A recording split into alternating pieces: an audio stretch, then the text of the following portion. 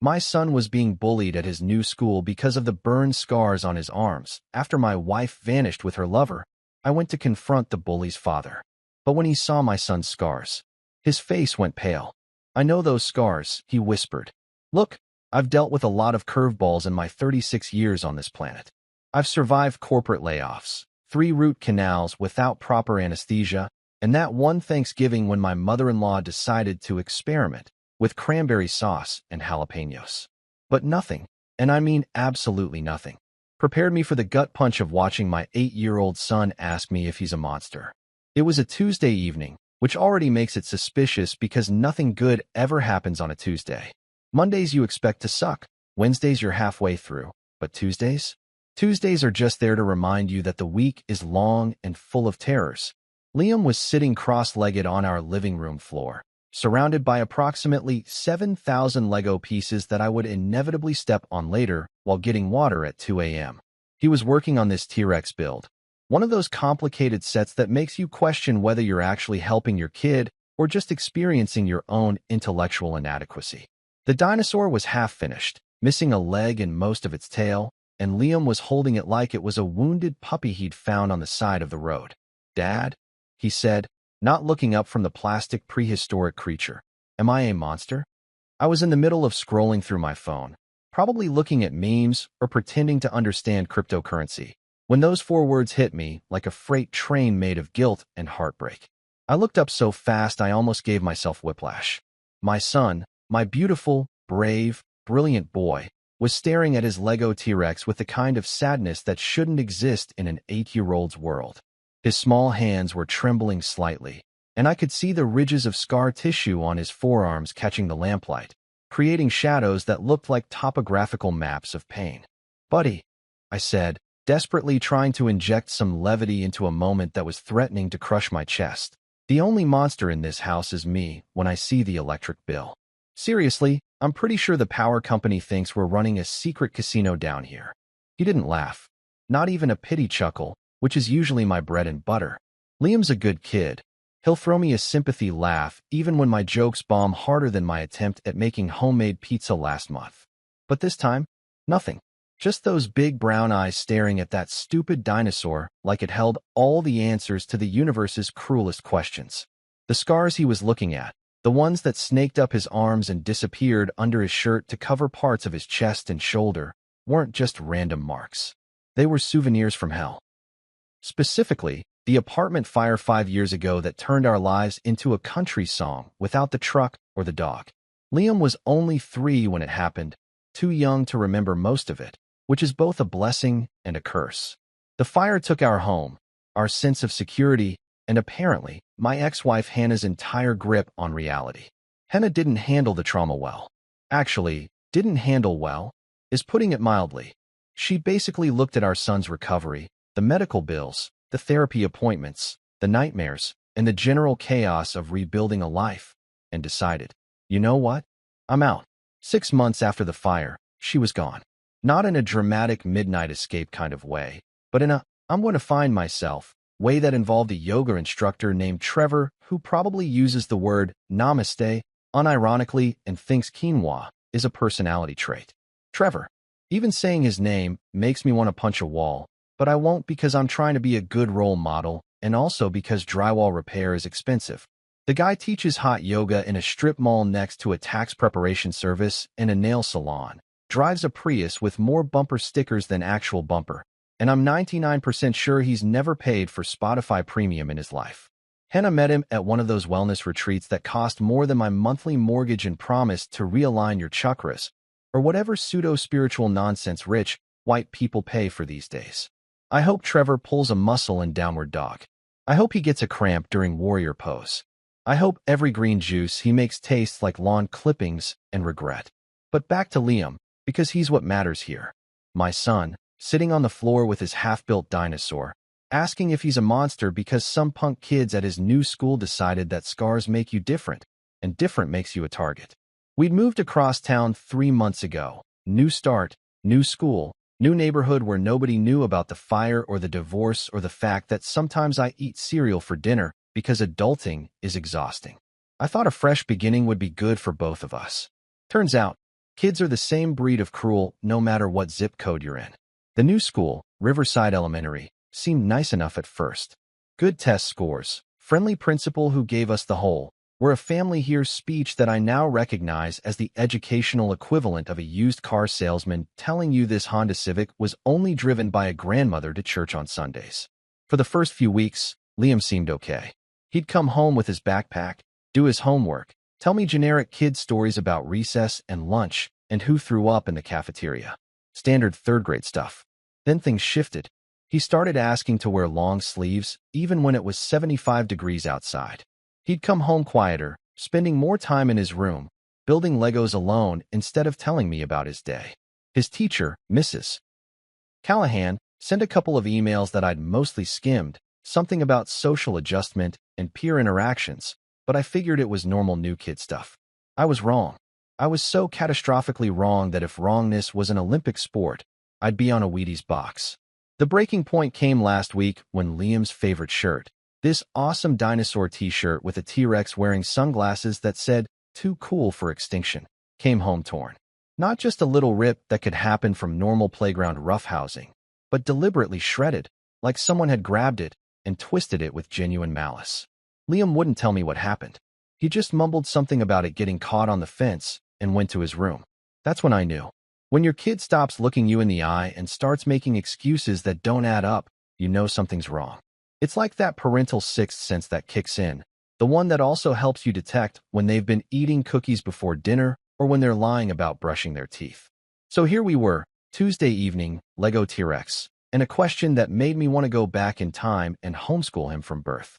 Am I a monster, Dad? I put down my phone and moved to sit next to him on the floor, wincing as a rogue Lego piece attacked the soft part of my foot. Liam, buddy, look at me. He finally raised his eyes from the dinosaur. You are not a monster. You're the bravest kid I know. Those scars, they're proof that you're a fighter. They're proof that you survived something scary and came out the other side. Tyler says I look like Frankenstein, he whispered. He says I'm ugly. He says that's why Mom left. And there it was. Tyler, some punk third grader who apparently woke up every morning and chose violence. I felt rage bubbling up in my chest like a shaken can of soda, hot and fizzy and ready to explode. But I couldn't explode, not in front of Liam, not when he needed me to be the calm, reasonable adult who definitely wasn't fantasizing about having some very stern words with an 8-year-old and his parents. Tyler, I said carefully, is wrong. Your mom left because she was dealing with her own stuff that had nothing to do with you. And your scars don't make you ugly, they make you you. They're part of your story, and your story is pretty amazing. Liam looked at me with those eyes that were way too old for his face. But why do they have to be mean about it? Because some people, I said, pulling him into a hug, haven't learned that being different isn't bad. It's just different. And honestly, those people are boring. You've got character. You've got a story. Tyler probably eats plain toast for breakfast and thinks that's exciting. That got a tiny smile. Progress. But as I held my son and felt him finally relax against me, I made a decision. The school wasn't handling this. The assemblies and the be kind posters weren't working. If Tyler wanted to be a bully, then it was time for me to have a chat with Tyler's parents. Parent to parent, adult to adult, possibly with varying levels of sarcasm and thinly veiled threats. Because nobody, and I mean nobody, makes my kid feel like a monster and gets away with it. Wednesday morning, I woke up with a mission. Not the fun kind of mission like eat an entire pizza without judgment or finally figure out what that button on the washing machine does, but the kind that requires putting on actual pants and confronting other adults about their offspring's behavioral choices. I dropped Liam off at school with an extra long hug and a promise that things were going to get better, then marched myself straight into the administrative office like I was storming the beaches of Normandy, except instead of Nazis, I was fighting bureaucracy and apathy. The school secretary, a woman named Brenda who looked like she'd been working there since the Carter administration, glanced up from her computer with the enthusiasm of someone who'd just been asked to explain their car's extended warranty options. Can I help you? Yeah, I need to speak with Mrs. Callahan and Principal Norris. It's about my son, Liam Walsh. He's being bullied, and we need to address it like yesterday. Brenda's expression shifted into what I can only describe as concerned administrator mode. Lots of empathetic nodding, but zero actual emotion behind the eyes. Let me see if they're available. Please have a seat. The waiting area had those plastic chairs that are somehow designed to be uncomfortable no matter how you sit in them, and a bulletin board covered in flyers about bake sales, PTA meetings, and a poster reminding kids that kindness is cool, which was clearly working wonders given my current situation. I sat there for 15 minutes, watching the clock tick and listening to Brenda type with the speed and precision of someone who's been filing incident reports since the Reagan era. Finally, Mrs. Callahan emerged from the hallway, looking exactly like every overwhelmed third-grade teacher you've ever seen. Cardigan with seasonal decorations, fall leaves, very festive, lanyard covered in motivational quotes, and that specific exhausted smile that says, "I love teaching, but also I need a vacation and possibly a drink." She was young, maybe late 20s, and you could tell she actually cared about the kids, which somehow made this whole situation worse because caring wasn't translating into results. "Mr. Walsh," she said, extending her hand. "Thank you for coming in. I've been meaning to reach out about Liam." "Yeah, well, I'm here now. We need to talk about Tyler Thompson and the fact that he's apparently running a one-kid campaign to make my son's life miserable." Mrs. Callahan's smile faltered. "Why don't we step into my classroom? Principal Norris should be joining us shortly." Her classroom was exactly what you'd expect. Alphabet posters, a reading corner with beanbags that had definitely seen better days, student artwork covering every available wall space, and that distinct smell of crayons, hand sanitizer, and institutional floor cleaner. We sat at a table designed for 8-year-olds, which meant my knees were basically touching my chest, and I felt like a giant trying to have a serious conversation in a dollhouse. "Mr. Walsh," Mrs. Callahan began, folding her hands on the table in that way teachers do when they're about to deliver news you don't want to hear. "I want you to know that I'm aware there have been some social challenges between Liam and Tyler." "Social challenges?" I repeated, feeling my blood pressure start to climb. "Lady, we're not talking about a disagreement over trading cards. Tyler is calling my son Frankenstein. He's making fun of his scars. He tore his shirt. These aren't social challenges. This is bullying, plain and simple." She nodded sympathetically, which was nice, but also completely unhelpful. "I understand your frustration, Mr. Walsh.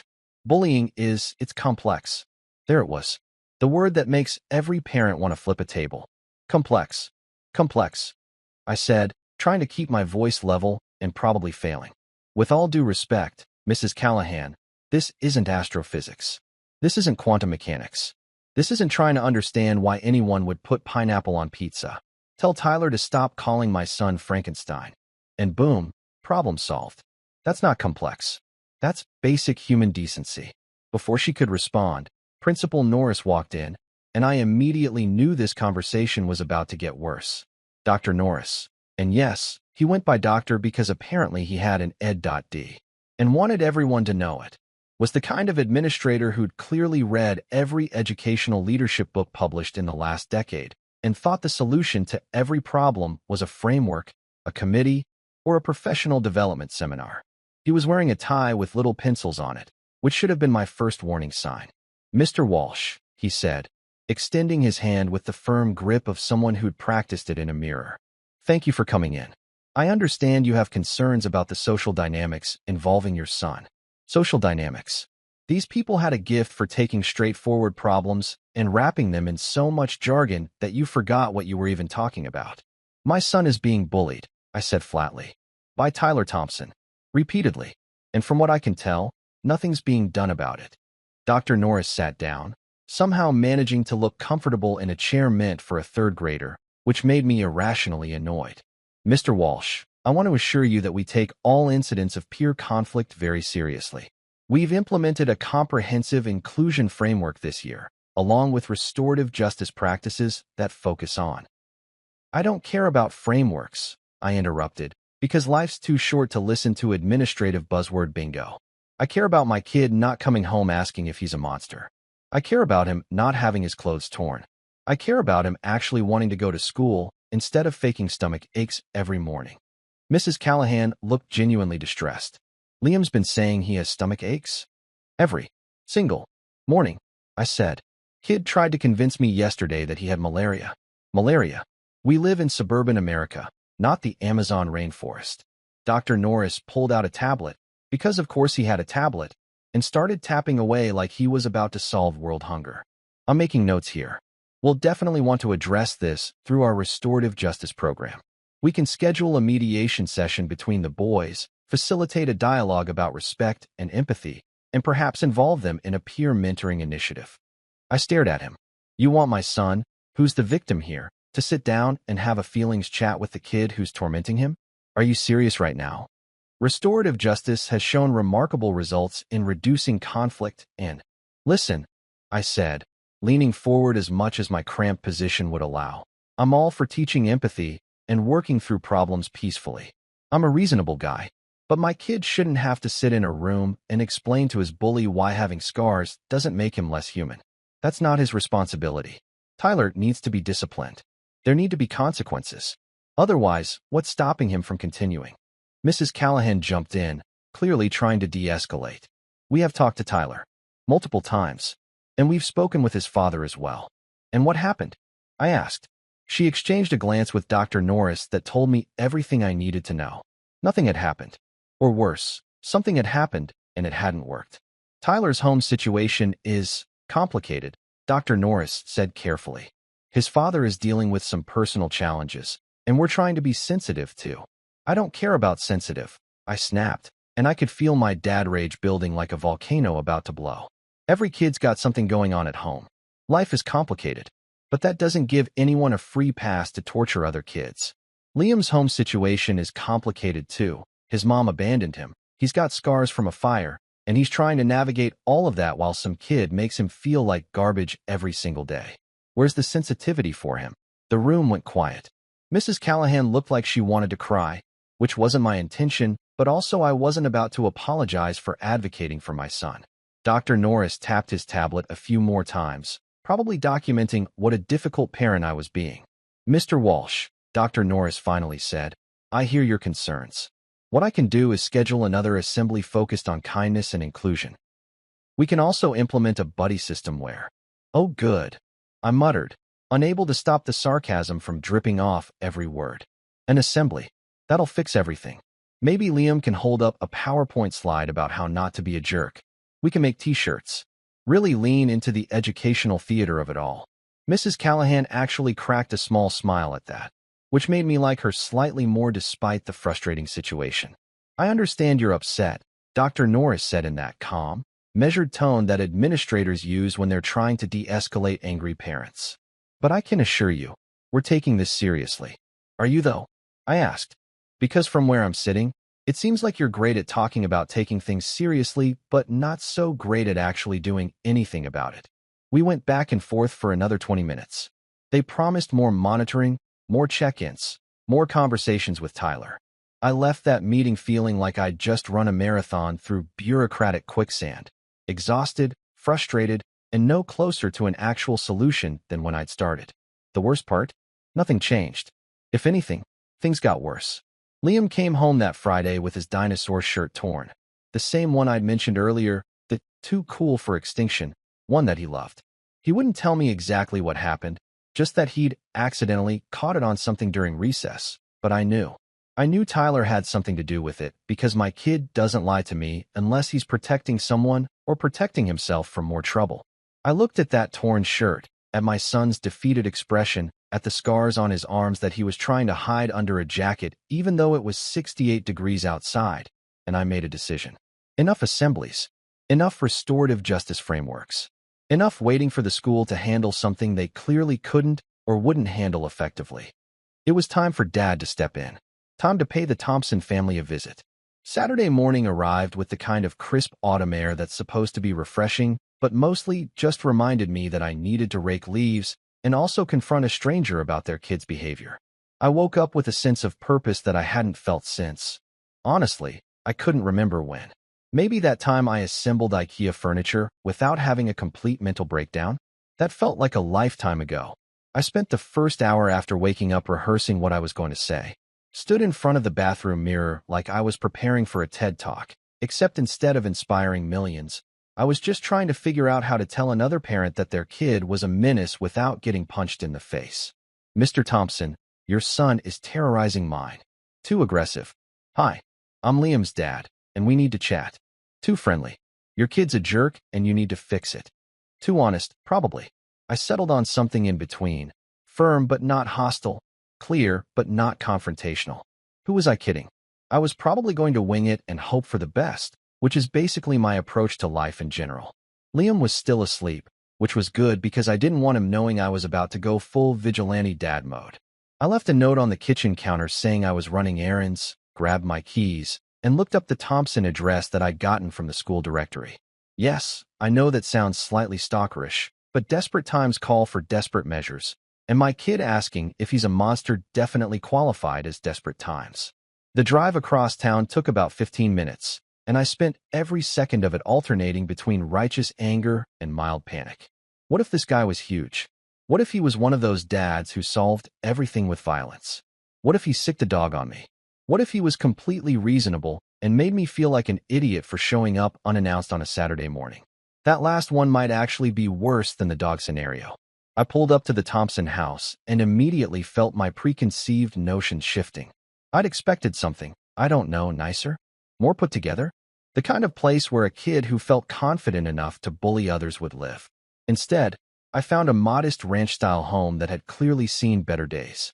The paint was peeling in patches, like the house had some kind of architectural skin condition. The lawn needed mowing, though honestly, so did mine, so I couldn't judge too harshly on that front. There was a pickup truck in the driveway that looked like it had survived at least 2 apocalypses, and a motorcycle sulking under a tarp in the corner of the yard like it was nursing a hangover. This wasn't the house of someone who had it all together. This was the house of someone barely holding on, which I recognized immediately because I'd been living in the metaphorical version of this house for the past 5 years. For a second, I almost turned around, almost convinced myself that maybe the school was right, maybe Tyler's home situation was complicated, maybe I should give it more time. But then I remembered Liam's face when he asked if he was a monster, and that second of doubt evaporated faster than my motivation to exercise. I got out of the car, walked up the cracked concrete pathway, and stood on the front porch trying to gather my courage. The doorbell looked broken, shocker, so I knocked instead. 3 solid knocks that I hoped sounded assertive but not aggressive, which is a very fine line when you're knocking on a stranger's door to complain about their parenting. Nothing happened for a minute. I could hear movement inside, maybe a TV playing, the sound of footsteps. I was preparing to knock again when the door suddenly swung open, and I found myself face to face with Jack Thompson. He wasn't what I expected, not even close. I'd built up this image in my head of some gruff, uncaring dad who probably encouraged his kids' bad behavior. Maybe wore a "my kid beat up your honor student" bumper sticker with pride. Instead, I was looking at a guy who was maybe early 40s, tall, definitely taller than my 5'10", with broad shoulders that suggested he either worked out or worked a physical job. But it was his face that caught me off guard. Tired eyes, the kind of tired that goes bone deep and can't be fixed with a good night's sleep. A scar running along his jawline. Stubble that was more haven't bothered to shave than stylish beard. This was a man who looked like he was carrying the weight of the world and losing the battle. "Can I help you?" he asked, and his voice was rough, like he'd just woken up, or maybe he always sounded like that. There was no hostility in it, just genuine confusion about why a stranger was on his porch at 9:30 on a Saturday morning. All my rehearsed lines flew out of my head. I stood there like an idiot for a solid 3 seconds before my mouth finally reconnected with my brain. "Yeah," I said, and I could hear the edge in my own voice despite my best efforts to sound reasonable. "You can tell your son to stop auditioning for the role of schoolyard villain." Jack blinked. "What? Your son, Tyler? He's in 3rd grade at Riverside Elementary with my son, Liam. And for the past few months, Tyler's been making Liam's life absolutely miserable. Name-calling, harassment, destroying his stuff. So yeah, I'm here because apparently the school can't handle it, so I figured I'd come directly to the source." I watched Jack's expression change from confusion to something that looked like recognition, then disappointment, then resignation, all in the span of about 5 seconds.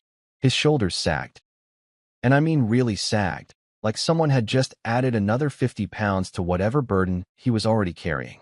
"Come in," he said quietly, stepping back from the door. That threw me. I'd expected defensiveness, maybe anger, possibly door slamming. I hadn't expected an invitation inside. For a moment, I considered whether this was a trap, whether I was about to walk into some kind of confrontation that would end with me explaining to police officers that he invited me in while sporting a black eye. But something about Jack's demeanor, the exhaustion, the defeat, told me he wasn't going to fight me. I stepped inside. The house was cluttered but not dirty, more like organized chaos, if chaos decided to give up halfway through organizing. There were dishes in the sink visible from the entryway, a basket of laundry that might or might not be clean sitting on the couch, and the general vibe of a single parent doing their best and barely keeping it together. Again, very familiar territory. "You want coffee?" Jack asked, heading toward the kitchen without waiting for an answer. "Sure," I said, because honestly, I could use the caffeine, and also it's hard to stay angry at someone who's offering you coffee. It's like a universal peace offering, the beverage equivalent of a white flag. We stood in his kitchen, which was small and dated. Think 1990s linoleum and cabinets that had probably been oak finish when they were installed, but now just looked tired. Jack poured 2 mugs of coffee from a pot that looked like it had been sitting there a while, handed me one, and leaned against the counter like he needed it for structural support. "So," he said, staring into his coffee like it might contain answers to life's biggest questions. "Tyler's been bullying your kid." It wasn't a question. It was a statement of fact, delivered with the kind of weary acceptance that suggested this wasn't the first time he'd heard about his son's behavior. "Yeah," I said, pretty consistently. Calls him Frankenstein because Liam has burned scars. Made fun of his appearance, tore his favorite shirt, generally makes him feel like crap every single day. The school keeps talking about restorative justice and social dynamics, but nothing's actually changing. Jack's jaw tightened. He set his coffee down and ran a hand through his hair, which I noticed was graying at the temples. "I'm sorry," he said finally. "I've been trying to. Tyler's been through a lot. We both have. But that's not an excuse." "I know it's not an excuse." I didn't know what to say to that. I'd come here ready for a fight, armed with righteous parental fury and maybe some choice words about his kid's character. But this guy wasn't fighting back. He was agreeing with me, which somehow made it harder to stay mad. "Look," I said, trying to recalibrate my approach. "I get that everyone's dealing with stuff. Trust me, I get it. My ex-wife left us. Liam's got trauma from the fire that gave him the scars. We're barely keeping it together most days. But he doesn't take it out on other kids. He doesn't make other people feel small because he's hurting." "The fire," Jack said suddenly, looking up from his coffee with an intensity that was almost startling. "Your son's scars. They're from a fire." "Yeah," I said slowly, confused by the sudden shift in his tone. "Apartment fire 5 years ago. Liam was 3. What?" Jack's face went pale. Like, actually pale, the color draining out so fast I thought he might pass out. His hand gripped the counter so hard his knuckles went white. "What kind of scars?" he asked, his voice barely above a whisper. "Where are they?" Now I was officially weirded out. Why does that matter?" "They're on his arms, chest, shoulder. Burn scars." "Look, I didn't come here to discuss my son's medical history. Can I see them?" Jack interrupted, and there was something desperate in his voice that made all my alarm bells go off.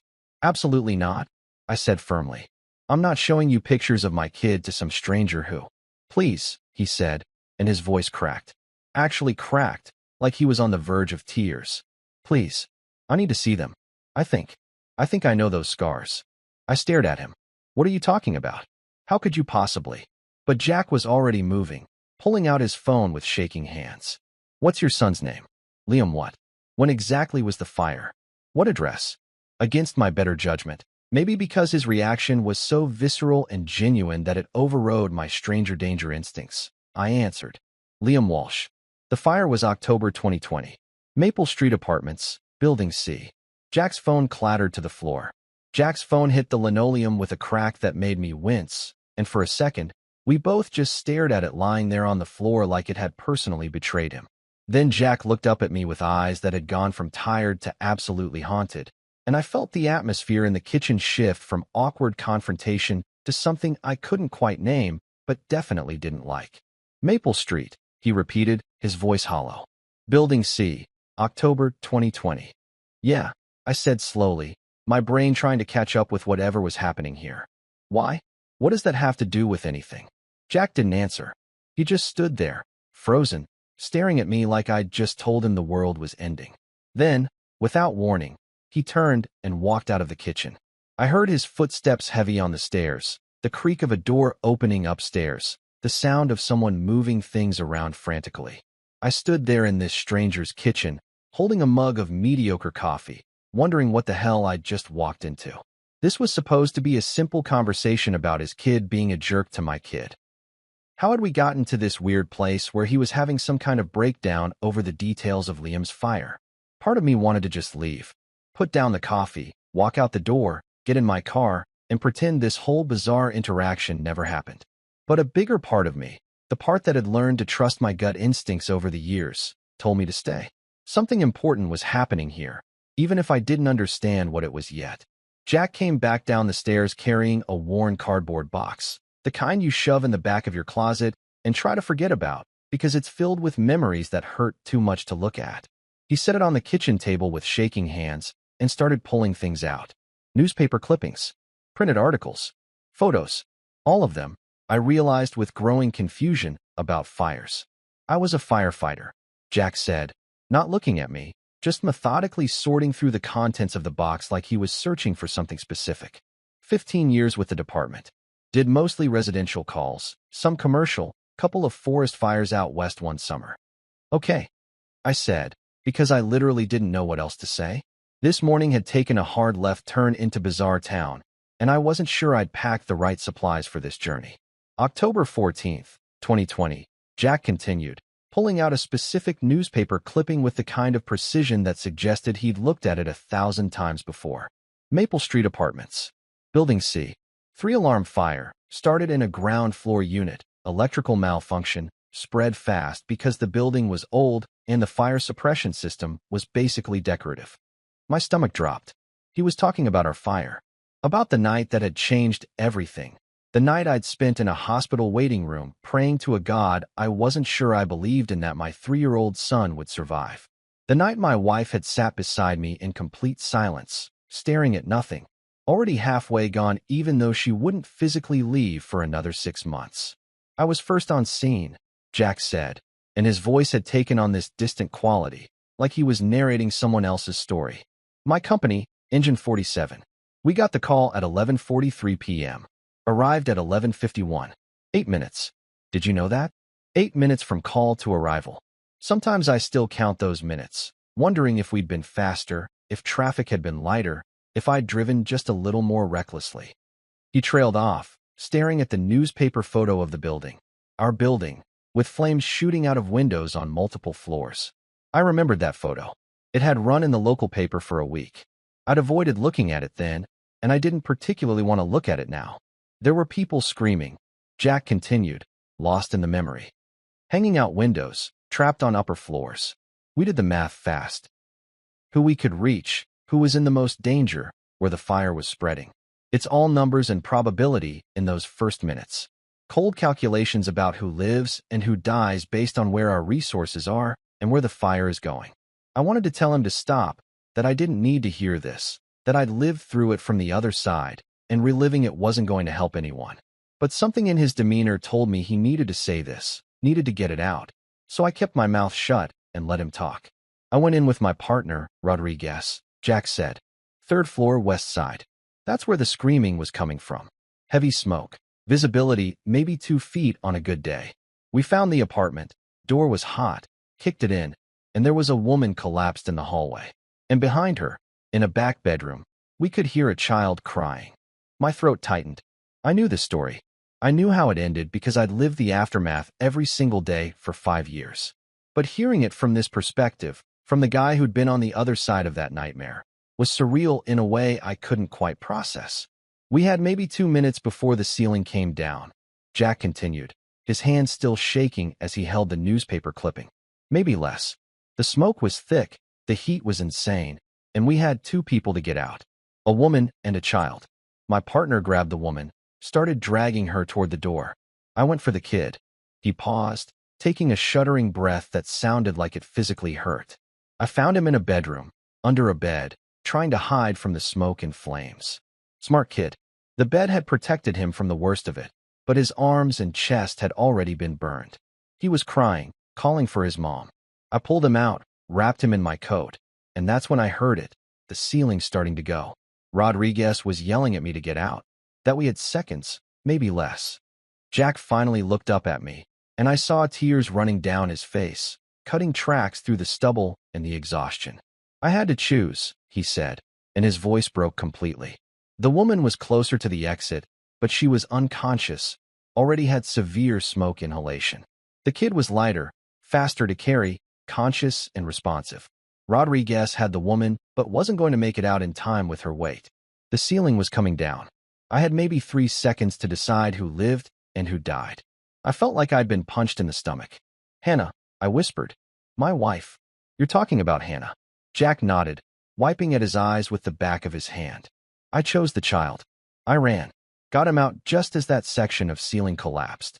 Rodriguez tried. He really tried, but the woman didn't make it. The smoke inhalation had already done too much damage, and the collapse. He shook his head. The EMT said she probably wouldn't have survived anyway, that her lungs were too damaged, but I've played that moment in my head a million times. What if I'd been faster? What if I'd grabbed them both? What if I'd made a different choice? My legs felt weak. I pulled out one of the kitchen chairs and sat down hard, trying to process what I was hearing. Hannah's alive, I said. She didn't die in the fire. She was in the hospital for 3 weeks, but she survived. Jack's head snapped up so fast I heard his neck crack. What? Hannah, my wife. Your partner got her out. She had smoke inhalation, some burns, spent weeks in the ICU, but she lived. She's alive. She's living in Santa Fe with her yoga instructor boyfriend, drinking overpriced green juice and pretending the past 5 years never happened. The look on Jack's face was something I'll never forget. Pure, absolute shock mixed with what looked like relief so intense it was almost painful to witness. He grabbed onto the counter again, his knees literally buckling. She lived? He asked, his voice barely a whisper. I've spent 5 years thinking. Everyone told me she didn't make it, that the smoke inhalation was too severe, that. She lived? I confirmed, and suddenly a lot of puzzle pieces were clicking into place in my brain. The PTSD, the drinking that Jack had probably been doing judging by the way this house looked, the exhaustion in his eyes. This man had been carrying survivor's guilt for 5 years, thinking he'd let someone die to save my son. Rodriguez got her out. She spent a long time in recovery, but she survived. She just couldn't handle everything after. The trauma, Liam's recovery, the hospital bills, the nightmares. She bailed about 6 months after. Jack slid down to sit on the floor, his back against the cabinets, and just started crying. Full-on sobbing, the kind that comes from somewhere deep in your soul when a weight you've been carrying for years suddenly lifts. I stood there awkwardly, still holding my coffee, watching this grown man fall apart in front of me and having absolutely no idea what to do about it. I saved them both, he said through the tears. I didn't. I thought I'd killed her. I thought I'd made the wrong choice. Everyone told me it was the right call, that I saved the one I could save, but I've been living with the guilt of thinking I let someone's mother, someone's wife, die. You saved my son, I said, my own voice getting thick with emotion. Liam is alive because of you. Yeah, Hannah struggled, and yeah, she eventually left, but that wasn't on you. You gave her a chance. You gave both of them a chance. Jack looked up at me with red, swollen eyes. The scars. Can I need to see them. Please. I've thought about that kid every single day for 5 years. I've wondered if he was okay, if the burns healed, if he even remembered. I need to know. I pulled out my phone, scrolling through my photos until I found one from last summer. Liam at the beach, shirtless, laughing at something, his scars visible on his arms and chest. The ridged, discolored skin that told the story of the worst night of our lives, but also, I was starting to realize, the story of his survival. I handed Jack my phone. He took it with trembling hands and stared at the photo for a long moment. Then his fingers traced the screen, following the pattern of scars that he'd apparently memorized 5 years ago in the chaos of smoke and flames. I know those scars, he whispered. I remember exactly where they were, how they looked in the ambulance when the EMTs took over. I remember his little face, how he kept asking for his mom, how I told him everything was going to be okay even though I wasn't sure it was true. We sat there in his kitchen, me in a chair, him on the floor, 2 dads who'd been connected by tragedy 5 years ago, and had just stumbled back into each other's lives in the most bizarre way possible. And suddenly, the reason I'd come here, to yell at him about his son bullying mine, seemed both incredibly important and completely surreal. We sat in that kitchen for what felt like hours, but was probably only 20 minutes, both of us trying to process the cosmic joke that the universe had just played on us.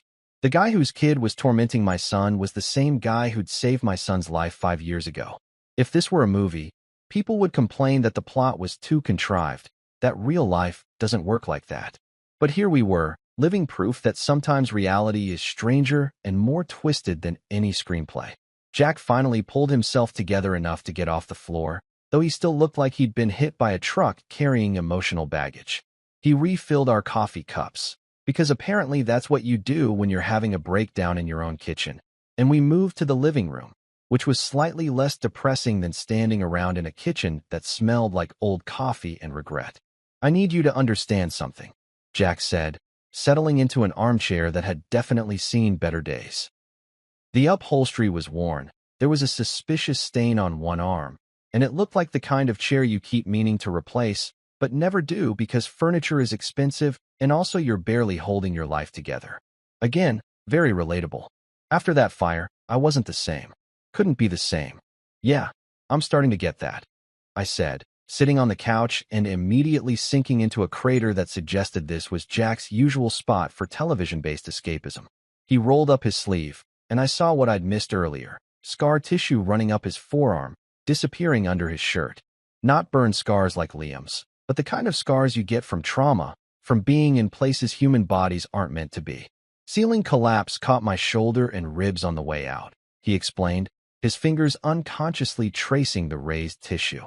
"Broke 3 ribs, dislocated my shoulder, got a concussion that had me seeing double for a week. But the physical stuff healed. The mental stuff?" He laughed bitterly. "That's still a work in progress. And by progress, I mean I haven't made any." I didn't know what to say to that, so I went with honesty. "Join the club. Therapy's expensive, and also I'm emotionally constipated, so we're all just doing our best here." That got a real laugh out of him, short but genuine. I spent 2 months in physical therapy, another month on modified duty, and the whole time all I could think about was that woman I couldn't save. "Hannah, your wife." I'd close my eyes and see her face, hear Rodriguez yelling at me to move, feel the weight of that kid, Liam, in my arms while I ran. "You had PTSD," I said, because I'm not a complete idiot and also because I'd seen enough therapy pamphlets during Hannah's recovery to recognize the symptoms. "Ding, ding, ding. We have a winner," Jack said with the kind of sarcasm that comes from years of people stating the obvious. Department-mandated therapy, which was great except the therapist they assigned me was about as helpful as a screen door on a submarine. Kept telling me I made the right choice, that I saved a life, that I should focus on the positive outcome. "But you couldn't," I said, understanding dawning. "I couldn't," he confirmed, "because every time I closed my eyes, I saw the alternative. The choice I didn't make. The woman I left behind. And sure, logically I knew I'd made the only call I could make in that moment. But logic doesn't help much when you're having panic attacks in the grocery store or waking up at 3 a.m. convinced you smell smoke." He leaned forward, elbows on his knees, staring at his coffee like it held the secrets of the universe. I started drinking. Not a lot at first, just a beer or 2 to take the edge off, help me sleep.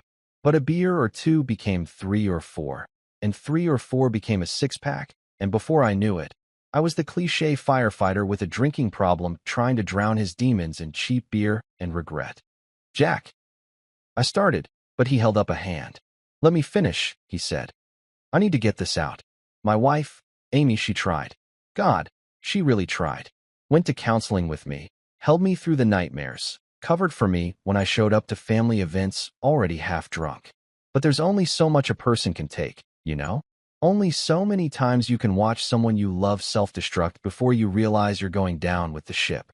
I thought about Hannah, about how she'd checked out emotionally long before she'd physically left, and I nodded. "Yeah, I know. She left 2 years ago," Jack continued. "Took our daughter, Emma, she was 6 at the time, and moved to Portland. Tyler was already struggling with some behavioral stuff, ADHD, and some oppositional defiant disorder according to the school psychologist. And having his mom leave just made everything worse. But I got custody because Amy's lawyer argued that I was more stable, which should tell you something about how rough her situation was. Jesus, I muttered, because what else do you say to that? The department put me on administrative leave about 6 months after the fire. Try to make it sound temporary, like I just needed time to get my head straight, but we all knew what it really was. They couldn't have a firefighter who froze up during calls, who second-guessed every decision, who couldn't walk into a burning building without having a panic attack. I turned in my badge, took a disability settlement, and tried to figure out what the hell to do with the rest of my life. He gestured around the house with a bitter smile. This is what I figured out. Disability payments, occasional handyman work when I can get it, and single parenting a kid who's angry at the world and takes it out on everyone around him. Living the dream. And Tyler doesn't know? I said, suddenly understanding another piece of the puzzle. About the fire, about what you did, about why you're the way you are. How do you explain that to a kid? Jack asked, and I could hear the exhaustion in his voice. How do I tell my 8-year-old son that daddy saved a little boy from a fire but thinks he let the boy's mother die? And that's why daddy drinks too much and can't hold down a job and sometimes locks himself in the bathroom to cry. That's not a conversation you have with a third grader. Maybe it should be, I said quietly. Maybe that's exactly the conversation you need to have. Jack looked at me like I'd suggested he run naked through the school parking lot. You're insane. Probably, I admitted. But think about it. Tyler's acting out, being a bully, hurting other kids because he's hurting and doesn't know how to process it. He sees his dad struggling, his mom gone, his life falling apart, and he doesn't understand why. Maybe if he understood what you went through, what you sacrificed, what you're still carrying, he'd what? Jack challenged. Suddenly become a perfect angel? Stop tormenting your kid because his dad has trauma? That's not how it works. No, I agreed. But it might help him understand that everyone's fighting battles he can't see. That the scars on Liam's arms came from the same night that gave you your scars, even if yours aren't visible. That his dad isn't weak or broken. He's human. Jack was quiet for a long moment, staring at his coffee, and I could practically see the wheels turning in his head. I've been so focused on hiding it from him, he finally said. Hiding the drinking, hiding the breakdowns, hiding the fact that I'm barely functional most days. I thought I was protecting him, but maybe I was just making it worse. Kids aren't stupid, I said, channeling every parenting article I'd ever skimmed at 2 a.m. when I couldn't sleep. They know when something's wrong. They just don't know what or why, so they fill in the blanks with their own fears and insecurities. Tyler probably thinks everything falling apart is somehow his fault. Like Liam thought he was a monster because of his scars, Jack said softly, making the connection. Exactly like that. We sat there, two damaged dads drinking mediocre coffee in a living room that smelled faintly of old pizza and failure, and I felt something shift. I'd come here angry, ready to read this guy the riot act about his son's behavior. But now I was looking at someone who was fighting the same battles I was, trying to be a good parent while dealing with trauma, trying to hold it together while everything fell apart, trying to give their kid a normal life when nothing about their situation was normal. I don't know how to fix this, Jack admitted, and there was a vulnerability in his voice that made him seem younger than he probably was. I don't know how to fix Tyler, or fix me, or fix any of this mess. Neither do I said honestly. I'm barely keeping my own head above water. Liam asks me questions I don't have answers for, and I'm basically making it up as I go along and hoping I don't screw him up too badly. But maybe that's not the point. Maybe the point is just showing up, being honest, and trying to do better than we did yesterday. Jack smiled, and for the first time since I'd met him an hour ago, it looked genuine. That's some greeting card wisdom right there. Yeah, well, I save all my best material for confronting strangers in their homes on Saturday mornings, I shot back. It's kind of my thing. He laughed again, and the tension that had been suffocating the room eased just a little. So what now, he asked. You came here to yell at me about Tyler. We've established that my life is a dumpster fire and I'm barely parenting. Where do we go from here? I thought about it for a moment, about Liam asking if he was a monster, about Tyler calling him Frankenstein, about two kids who were both hurting in different ways and taking it out on each other. And then I thought about Jack carrying my 3-year-old son out of a burning building while the ceiling collapsed around them, making an impossible choice in an impossible situation, and spending 5 years thinking he'd made the wrong one. Now, I said, you tell Tyler the truth. And then we figure out how to help both our kids understand that scars, whether you can see them or not, don't make you a monster. They make you a survivor. The silence that followed my declaration was the kind that makes you wonder if you've just said something profound or something incredibly stupid. With me, it's usually a coin flip, and I was genuinely unsure which way this particular coin had landed. Jack was staring at me like I'd just suggested we solve all our problems by joining a commune or starting a podcast. That specific look that says, I'm considering your idea, but also questioning your sanity. You make it sound so simple, he finally said, setting his coffee mug down on a side table that was covered in water rings and what looked like the remnants of several coaster-free beverages. Just tell my kid that his dad has PTSD and saved a life 5 years ago, and boom, everything's fixed. I never said it would fix everything. I countered. I'm saying it might give him context. Kids don't need perfect parents. They need honest ones. Or at least that's what the internet told me at 3 a.m. last Tuesday when I was spiraling about whether I'm screwing up Liam's life. Jack actually cracked a smile at that. You do a lot of late-night anxiety Googling? Oh, constantly, I admitted. Last week I convinced myself Liam had an iron deficiency because he looked pale in certain lighting. Turns out the light bulb in the kitchen is just weird.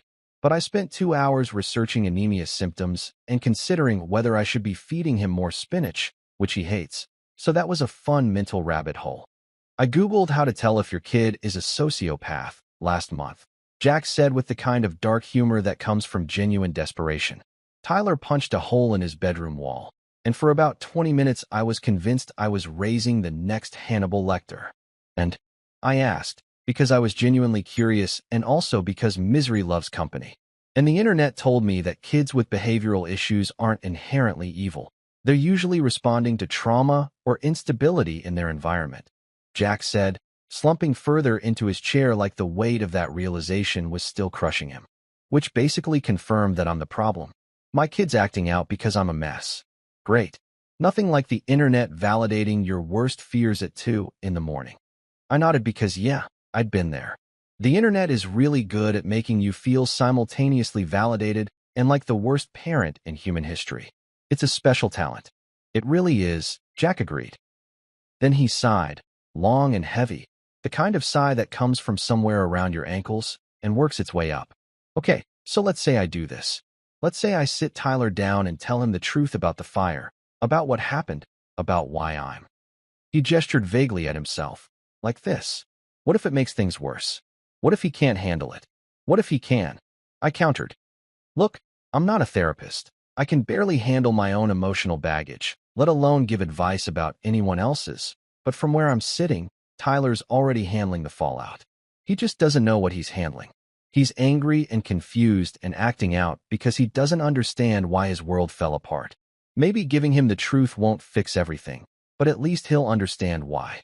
Jack was quiet again, and I could see him chewing on that, literally biting his lower lip while he thought. I've spent 2 years trying to be strong for him, he said eventually. Trying to hide the drinking, the breakdowns, all of it. I thought that's what good parents do, protect their kids from the ugly stuff. Yeah, well, I thought the same thing, I said.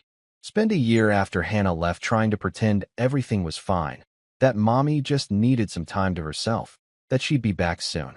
You know what that got me? A 6-year-old with anxiety issues and trust problems because he knew I was lying but didn't know why. How'd you fix it? Jack asked, and there was genuine hope in his voice, like I might actually have answers instead of just strong opinions and caffeine-fueled theories. I didn't fix it, I admitted. I just started being more honest. Age-appropriate honesty. Not like your mom abandoned us because she couldn't handle the trauma, but more like sometimes adults have problems they need to work through, and sometimes that means they need to be away for a while. Liam still has questions I can't answer, still has bad days, but at least now he knows I'm not lying to him. Jack rolled up his other sleeve, revealing more scar tissue, and I realized he was doing it unconsciously, like he was so used to hiding them that showing them was a conscious act of vulnerability. These are from the ceiling collapse, he said, tracing the patterns with his finger. This one here, he pointed to a particularly nasty-looking scar on his forearm. That's from a piece of rebar. Went clean through. This one on my shoulder is where the dislocation tore through muscle. And this, he tapped his chest over his shirt. Broken ribs that took 6 months to stop hurting. Jesus. I muttered, because what else do you say to that? The physical scars healed, Jack continued. The bones knitted back together, the skin closed up, the pain eventually went away.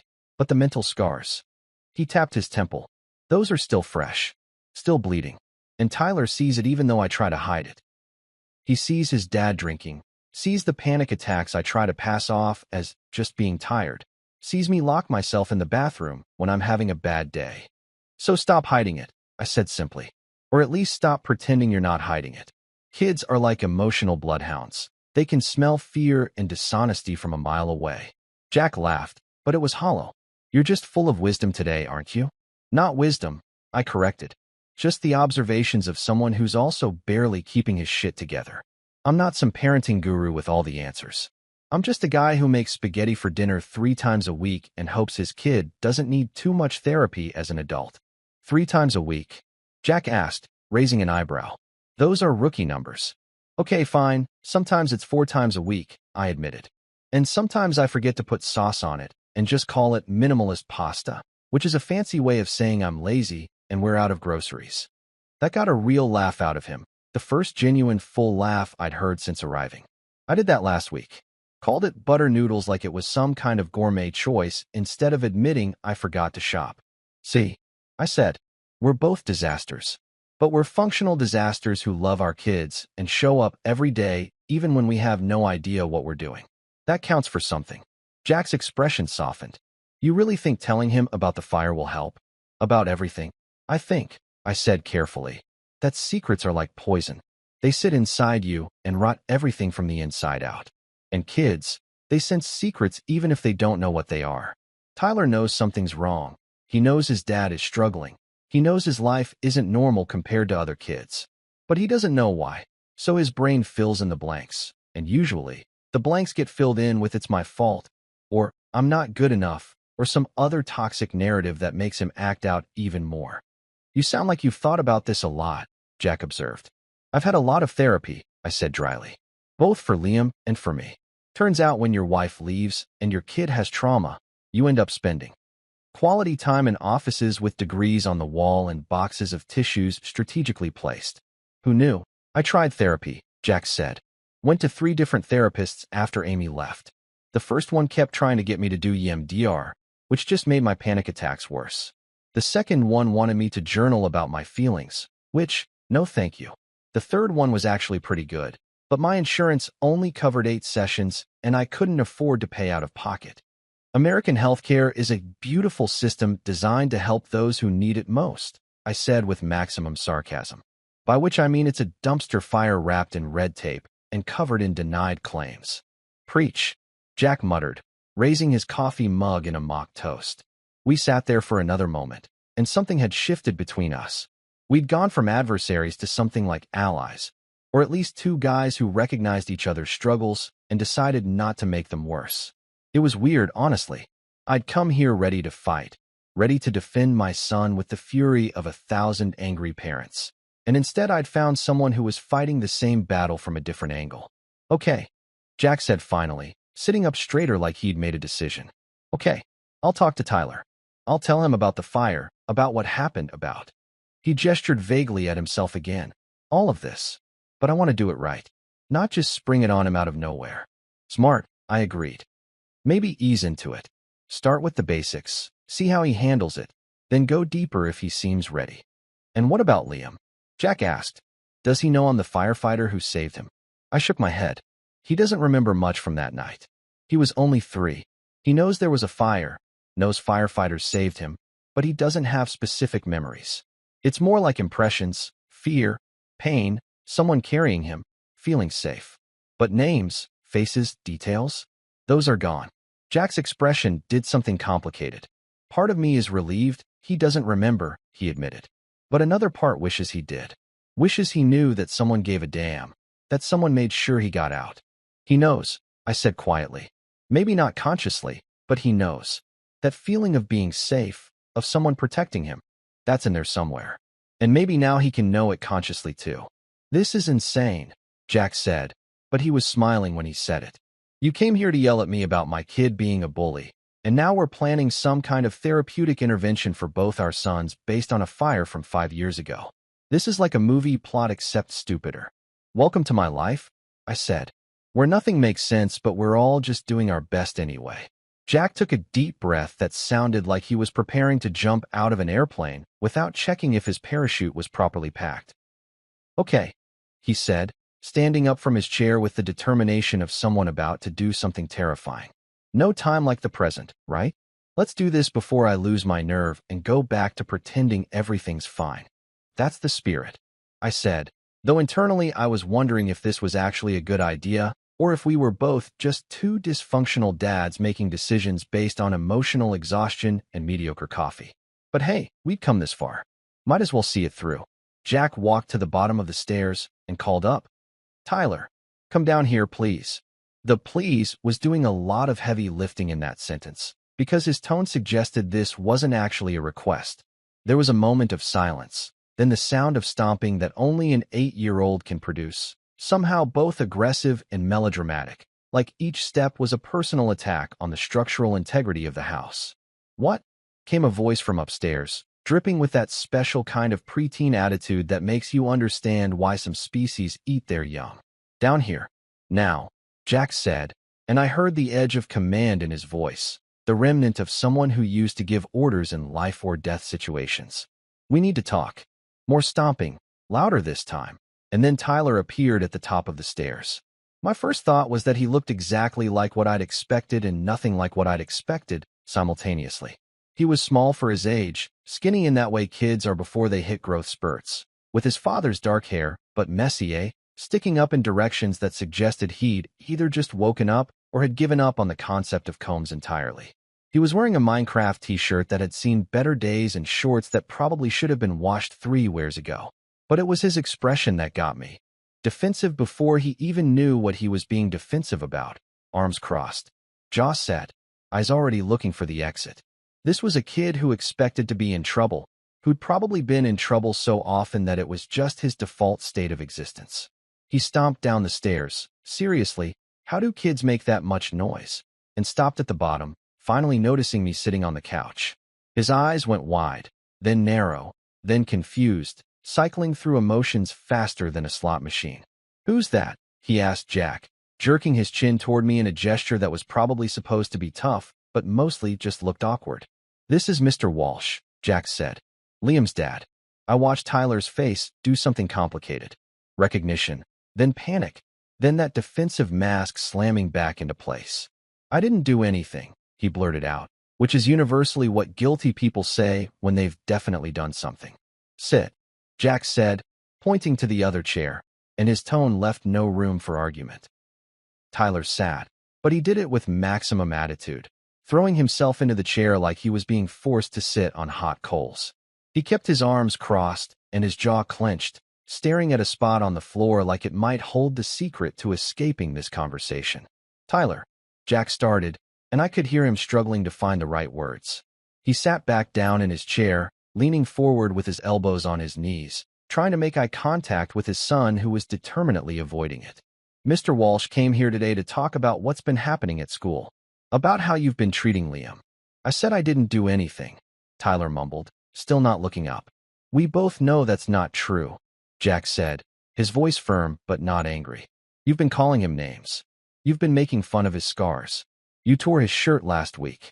Tyler's shoulders hunched. "He's weird," he muttered, and even though I wanted to defend my son, I kept my mouth shut. This was Jack's show, and jumping in would just make Tyler shut down completely. "He's not weird," Jack said. "He's got scars from an accident. That doesn't make him weird. That makes him human." "Whatever," Tyler said with the eloquence of a kid who'd rather be literally anywhere else. Jack looked at me, and I could see the fear in his eyes. Fear that this wasn't going to work, that he was about to bare his soul, and his kid would just shrug it off. But he'd committed, and I gave him a small nod of encouragement that hopefully said, "You've got this," and not, "We're both idiots, and this is a terrible idea."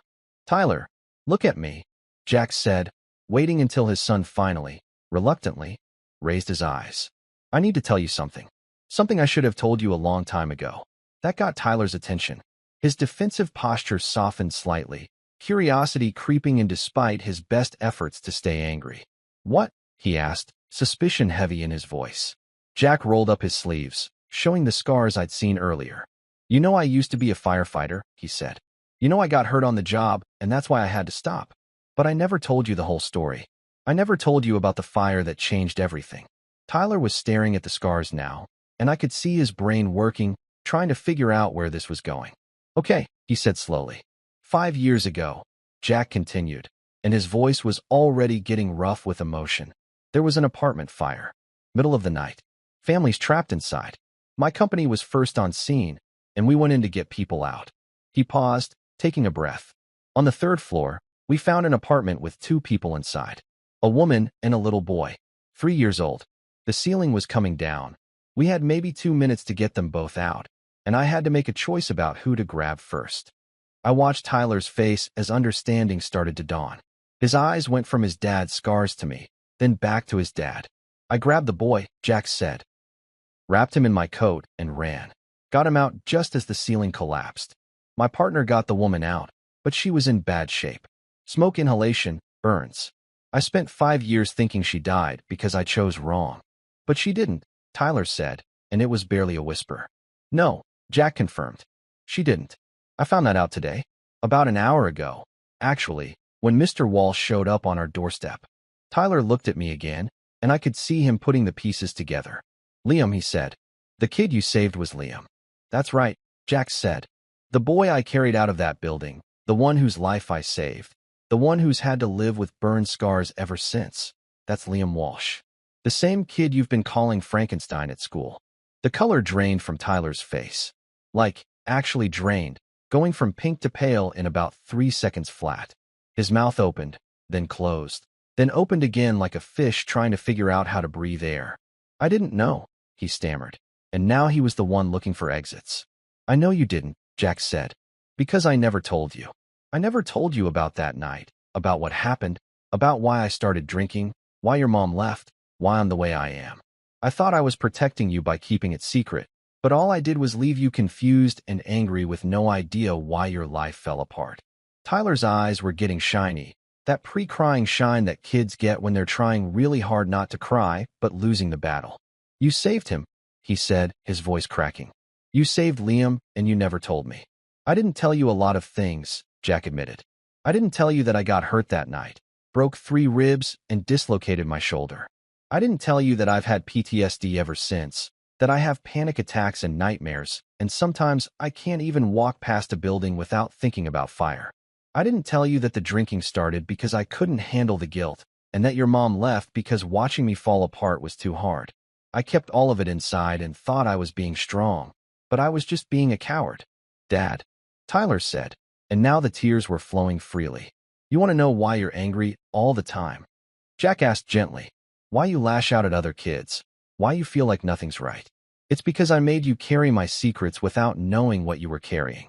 You've been dealing with the fallout of that night just like I have, but you didn't even know what night it was." Tyler was full-on crying now, that ugly kind of crying where your face scrunches up and your nose runs, and you can't catch your breath. "I'm sorry," he sobbed. "I'm so sorry. I didn't know. I called him names and I was mean and I didn't know." Jack got up and pulled Tyler into a hug, and Tyler collapsed into it, crying into his dad's shirt while Jack held him and cried too. I sat there on the couch feeling like an intruder on this moment, but also weirdly grateful to be witnessing it, because this was what healing looked like, messy and painful and raw. "The kid you were bullying," Jack said into Tyler's hair, "is alive because I ran into a burning building and carried him out. Those scars you made fun of? They're proof that he survived. They're proof that on one of the worst nights of his life, someone cared enough to risk everything to save him." Tyler pulled back, wiping his face with his sleeve, leaving a trail of snot and tears that was honestly kind of gross, but also human. He looked at me with red, swollen eyes. "I'm really sorry," he said, his voice small and broken. "I didn't mean. I was just hurting. I finished for him because I got it now. This kid wasn't some cartoon villain who woke up every morning choosing cruelty. He was just a confused, angry, scared kid who didn't know how to process his own pain except by inflicting it on others." "I know. I called him a monster," Tyler whispered, and fresh tears started falling. I called him Frankenstein, and I said his mom left because of his face, and I'm the actual monster. You're not a monster, I said firmly, and I meant it. You're a kid who made bad choices because you were dealing with stuff you didn't understand. That doesn't excuse what you did, but it explains it. And now you have a chance to make different choices. Tyler looked at his dad, then back at me. Can I tell him I'm sorry? Liam, can I apologize? I looked at Jack, who nodded, then back at Tyler. Yeah, I said. I think that would be a good start. But Tyler, you need to understand. Sorry is just words unless you back it up with actions. Liam's been hurt. He's been scared to go to school. He asked his dad if he was a monster because of what you said. An apology is good, but what he really needs is for you to stop. And maybe even help him when other kids are jerks. Because there's always going to be other kids who are jerks. Tyler nodded vigorously, wiping his face again. I can do that. I will do that. I promise. Okay, I said, and I pulled out my phone. How about Monday? Before school. You can talk to him then, and your dad, and I will be there to help if it gets awkward. Okay. Tyler agreed, then looked at his dad with an expression that was equal parts fear and hope. Are you going to be okay? With the PTSD and stuff? Jack smiled sadly. I'm working on it, buddy. It's going to take time, but I'm working on it. And part of working on it means being honest with you instead of hiding everything. Tyler threw his arms around Jack again, and I decided that was my cue to give them some privacy. I stood up, catching Jack's eye and giving him a nod that said, good job, and you survived, and we're not done, but this is a start. It was messy. It was painful. It was real. And sometimes, that's all you can ask for. Monday morning arrived with the kind of dread usually reserved for root canals and DMV visits. I woke up wondering if I'd made a huge mistake orchestrating this whole playground apology situation, because what if it went sideways? What if Tyler chickened out? What if Liam refused to accept the apology? What if they both just stood there staring at each other like awkward penguins while Jack and I watched our grand plan implode? What if other parents showed up and thought we were staging some kind of weird intervention and called the cops?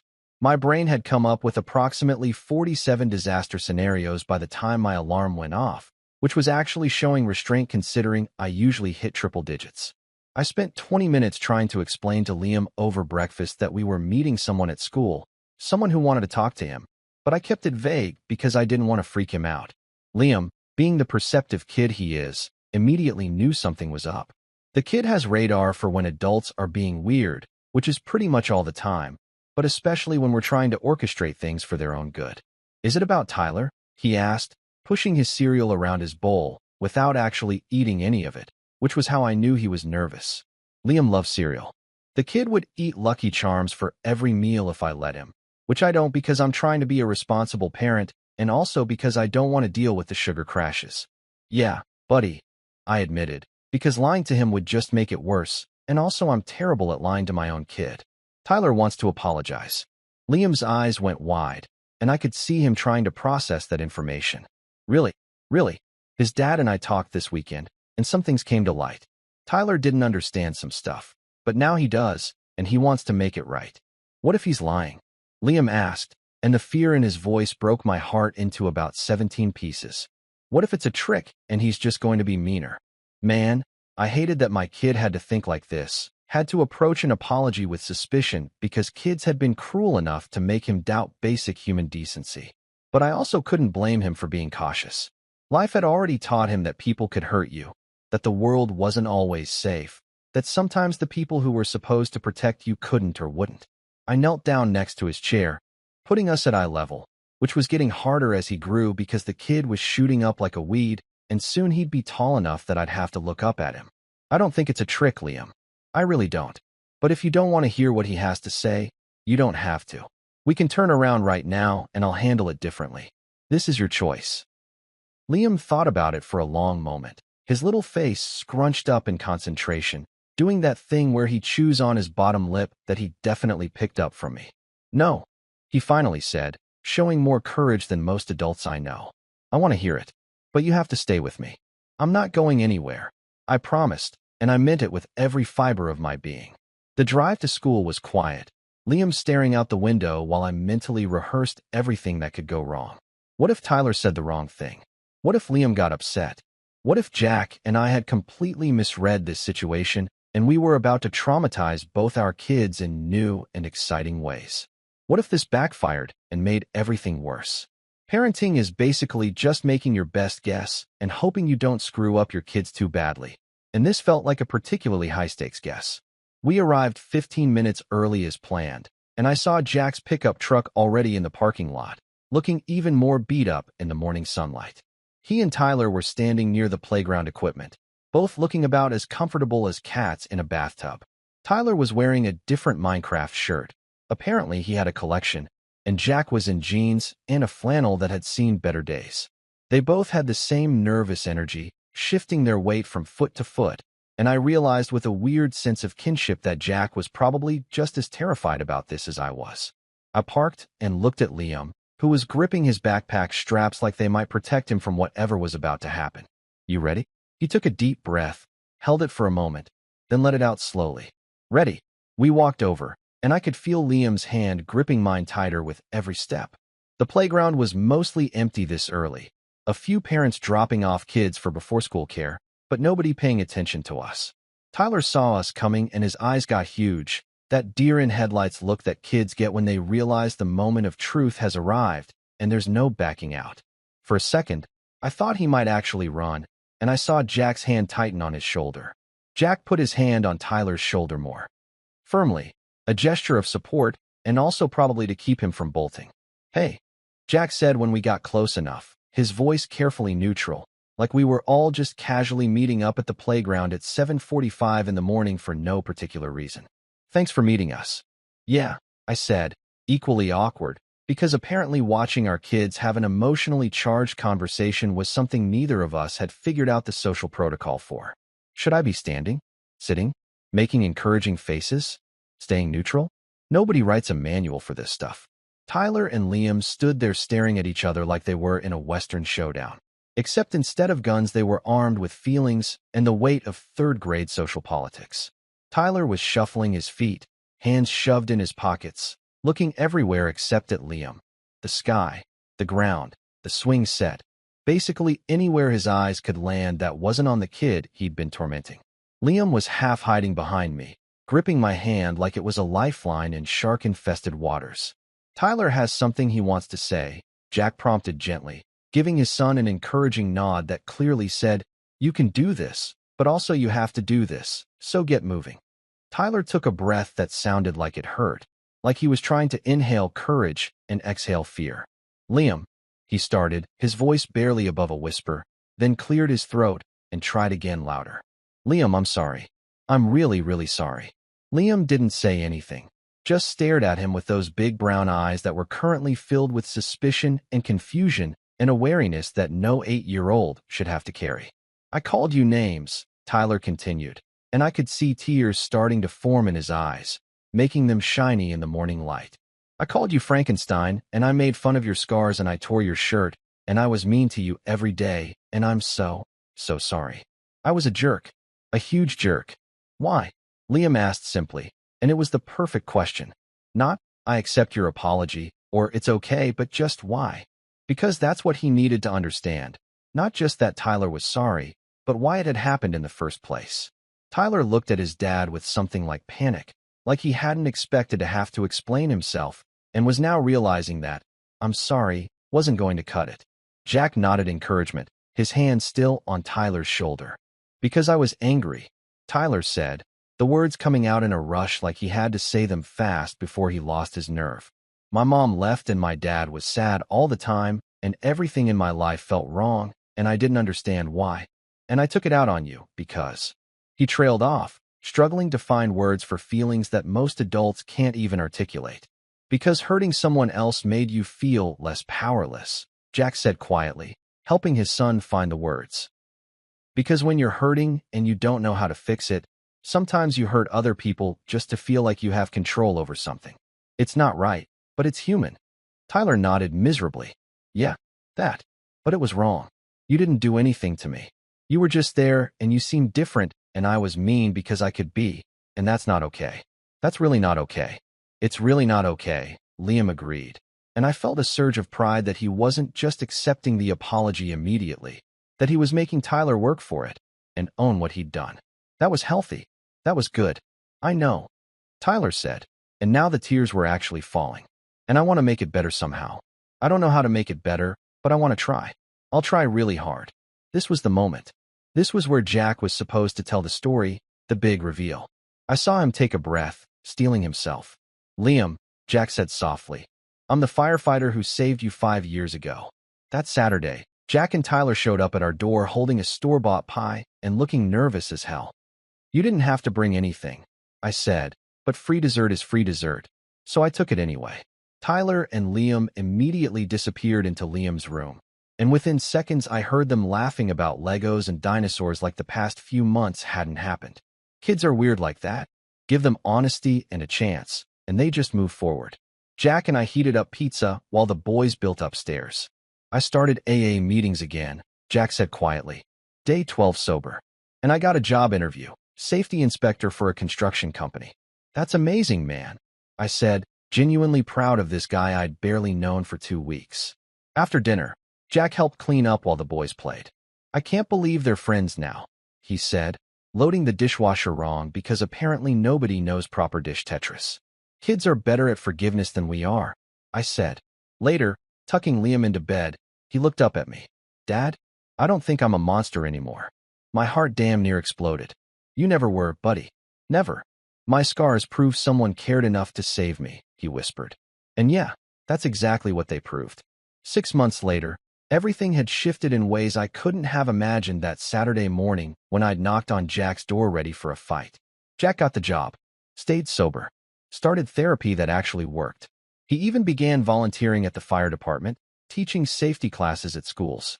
Watching him talk to kids about fire prevention, seeing him own his story instead of hiding from it, that was something special. Tyler, complete transformation. He became Liam's protector instead of his tormentor. Any kid who even looked at Liam wrong had to deal with Tyler, who'd apparently channeled all that anger into fierce loyalty. It was like having a tiny bodyguard with a Minecraft obsession. One evening, Jack and I sat on my porch watching the boys play basketball in the driveway. They were terrible at it, but they were laughing, and that's what mattered. I thought I failed that day, Jack said quietly. In the fire. Thought I'd made the wrong choice. You didn't fail, I said. You saved my son. And now? You're saving yourself too. Liam's scars used to make him hide. Now he rolls up his sleeves like they're badges of honor. Proof he's a survivor. Because sometimes, when life burns us, it doesn't destroy us. It forges us into steel.